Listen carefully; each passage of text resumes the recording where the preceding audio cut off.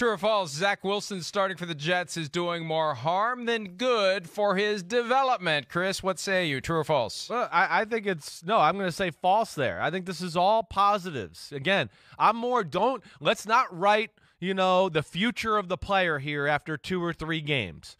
Again, it's a crap team there in New York, the Jets. They're finding their way. They're killed by injuries. They're not a great running team. They have no weapon on the outside that makes you go, oh, my gosh, watch out if we don't double that guy, Zach Wilson. So there's nothing there to think that they're just going to turn this around and, it's going to be an air show and he's going to carve people up. No, it's good he's getting this experience. It's going to pay off next year when they add a few more players to the team and they are healthy. So, again, it's tough sledding. We've seen a few weeks in a row, though. Pass protection issues, just like you see here.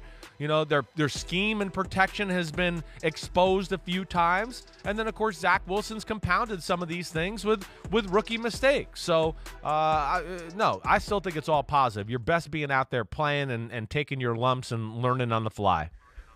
What about the Joe Burrow factor?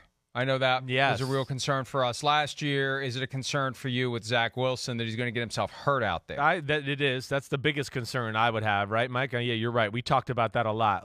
That's where I look at, Robert Saleh and Joe Douglas a little, and, at some point, you might have to go, okay, hey, this game's over. It's 26-0. What's the point of us dropping back 12 more times and putting our quarterback out there to get killed when Von Miller and company know we're going to drop back and pass the ball?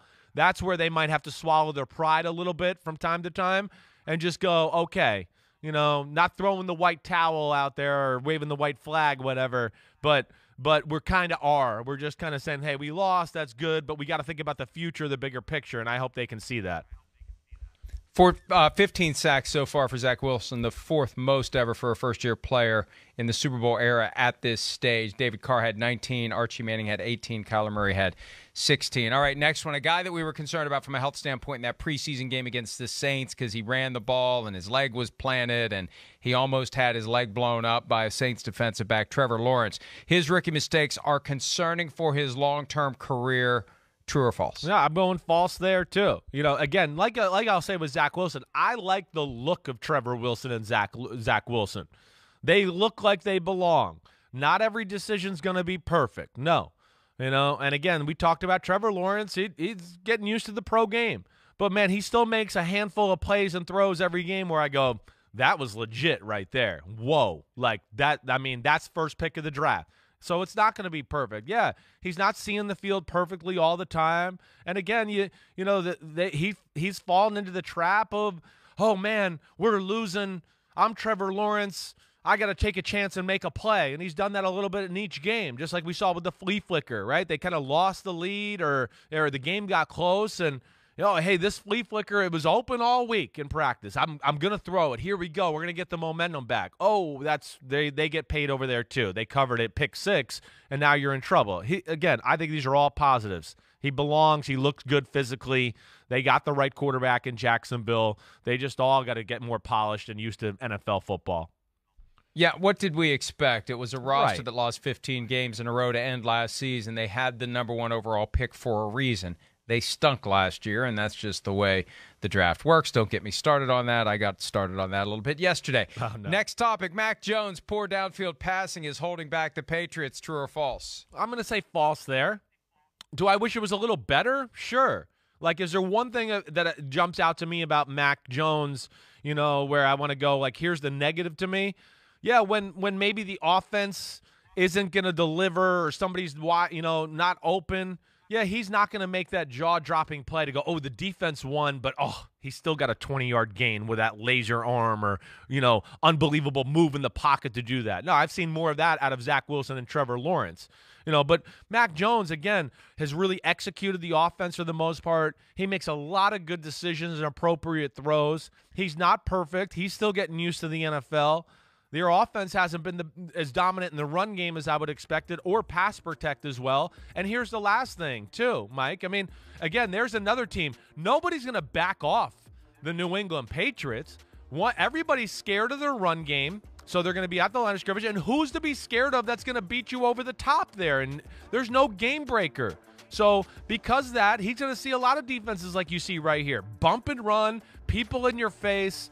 You know, hey, that should have been caught. He could have thrown a better ball too. That's one of those where like both coaches are going to go, wait, you could catch that and you should throw a better ball. But I think that's a false narrative to say his lack of downfield passing is holding them back. No, that's a team thing. Week 3 against the Saints, he was 1 for 11, 27 yards and an interception, throwing the ball 20 yards or more down the field. On the season, he has 6.1 yards per attempt on such throws, second worst in the league, ahead of only Jacoby Brissett. So work in progress for Mac Jones as well. Mike, they're all a work in progress. Exactly. And then, but Mike, this stat line to me does say something. You know, again, yeah, it's not, but the fact that New England has the confidence to drop back with the guy 51 times and do that, I think that says something too. So they think he's on the right track. They obviously trust him, you know, and he's going to get better and better. But yeah, they're all a work in progress and don't have the ultimate support systems around them to make them look real great. Next one, the 3rd overall pick in the draft, Trey Lance. After Sunday night, he has a stronger argument to start for the 49ers. True or false? I'm still going to say false there. I mean, you know, I know Jimmy G, it wasn't great, but it wasn't bad either. It wasn't, you know, and I don't know, Mike. I get the sense with the 49ers right now, and again, I don't know anything, right? I'm just going to say I get the sense that they're trying to go all in with Jimmy Garoppolo. I know you and I talked about that. They're going to try to ride this out and play with him and even, you know, talk him up even when he doesn't play. I think, you know, that's the one thing Shanahan, I feel like after each of the last 2 games where I want to go, Jimmy was very average. Jimmy played great tonight. You know, I don't think they're going to let down on that because they want to get trade value for him when the season's over or whenever that time does come to make a trade. But, yeah, I don't think it's time for Trey Lance yet, even though, you know, Jimmy's been, to me, just average to this point. I think it's very simple in my view, and it first bubbled up a couple of weeks ago when Garoppolo talked about being shuttled in and out of the game.